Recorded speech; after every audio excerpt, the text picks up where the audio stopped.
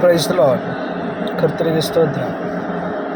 ಸತ್ಯವೇದದಲ್ಲಿ ವಾಕ್ಯವನ್ನು ನಾವು ಓದುವಾಗ ದೇವರ ವಾಕ್ಯವು ಖಡ್ಗಕ್ಕೆ ಹೋಲಿಕೆಯಾಗಿದೆ.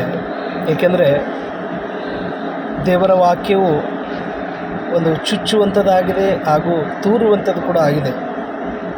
ಆದ್ದರಿಂದ ಇಬ್ರಿಯ ಪತ್ರಿಕೆ 4:12 ನಾವು ಓದುವಾಗ, ಏಕೆಂದರೆ ದೇವರ ವಾಕ್ಯವು ಸಜೀವವಾದದ್ದು, ಕಾರ್ಯಸಾಧಕವಾದದ್ದು, ಯಾವ ಇಬ್ಬಾಯಿ ಕತ್ತಿಗಿಂತಲೂ ಹದವಾದದ್ದು ಹಾಗೂ ಪ್ರಾಣ ಆತ್ಮಗಳನ್ನು ಕೀಲು ಮಜ್ಜೆಗಳನ್ನು ವಿಭಾಗಿಸುವಷ್ಟು ಮಟ್ಟಿಗೂ ತೂರಿ ಹೋಗುವಂಥದ್ದು, ಹೃದಯದ ಆಲೋಚನೆಗಳನ್ನು ಉದ್ದೇಶಗಳನ್ನು ವಿವೇಚಿಸುವಂಥದ್ದು ಆಗಿದೆ ಎಂಬುದಾಗಿ. ಹಲ್ಲೆಲೂಯಾ.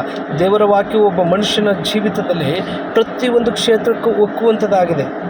ಅವನ ಒಂದು ಕೀಲು ಮಜ್ಜೆಗಳನ್ನು ತೂರುವಂಥದ್ದು ಕೂಡ ಆಗಿದೆ.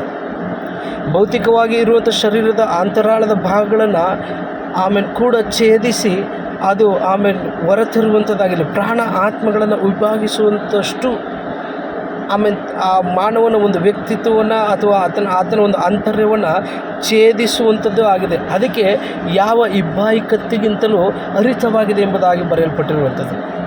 ಪ್ರಕಟಣೆ ಪುಸ್ತಕದಲ್ಲಿ ಆಮೇಲೆ ಯೋಹಾನನು ತಾನು ಸಭೆಗೆ ಬರೆಯುವಾಗ ಮಹಿಮೆಯಲ್ಲಿರುವಂಥ ಯೇಸು ಕ್ರಿಸ್ತನ ಒಂದು ದರ್ಶನವನ್ನು ಆತನು ಕಾಣ್ತಾನೆ. ಪ್ರಕಟಣೆ 1ನೇ ಅಧ್ಯಾಯದ 6ನೇ ವಾಕ್ಯದಲ್ಲಿ ಆ ದರ್ಶನಗಳನ್ನು ನೋಡಿದಾಗ ಆ ಸಂಗತಿಗಳಲ್ಲಿ ಒಂದನ್ನು ನಾವು ಒತ್ತಿ ನೋಡಿ, ಯೇಸುವಿನ ಬಾಯಿಂದ ಹೊರಡುತ್ತಿದ್ದಂಥ ಕತ್ತಿ ಎಂಬುದಾಗಿ ನೋಡಿ. ವಾಕ್ಯದಲ್ಲಿ ಈಗ ಹೇಳ್ತದೆ, ಆ ಪ್ರಕಟಣೆ 1:16 ಆತನ ಬಲಗೈಯಲ್ಲಿ 7 ನಕ್ಷತ್ರಗಳಿದ್ದವು, ಆತನ ಬಾಯೊಳಗಿಂದ ಹದವಾದ ಇಬ್ಬಾಯಿ ಕತ್ತಿ ಹೊರಡುತ್ತಿತ್ತು ಎಂಬುದಾಗಿ. ಆತನ ಮುಖವು ಮಧ್ಯಾಹ್ನದಲ್ಲಿ ಪ್ರಕಾಶವಂತ ಸೂರ್ಯನಂತಿತ್ತು ಎಂಬುದಾಗಿ. ಈ ಹದವಾದ ಇಬ್ಬಾಯಿ ಕತ್ತಿಯೇ ದೇವರ ವಾಕ್ಯವು ಪ್ರಿಯರೇ. ಆ ದೇವರ ವಾಕ್ಯ ಯೇಸುವಿನ ಬಾಯಿಂದ ಹೊರಡುವಂಥದ್ದು ಆಗಿತ್ತು.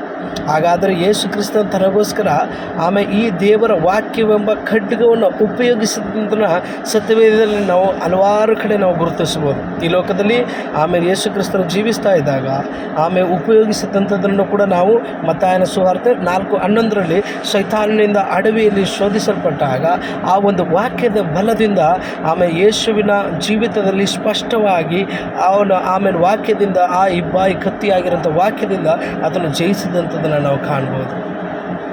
ಹಲ್ಲೆಲೂಯಾ.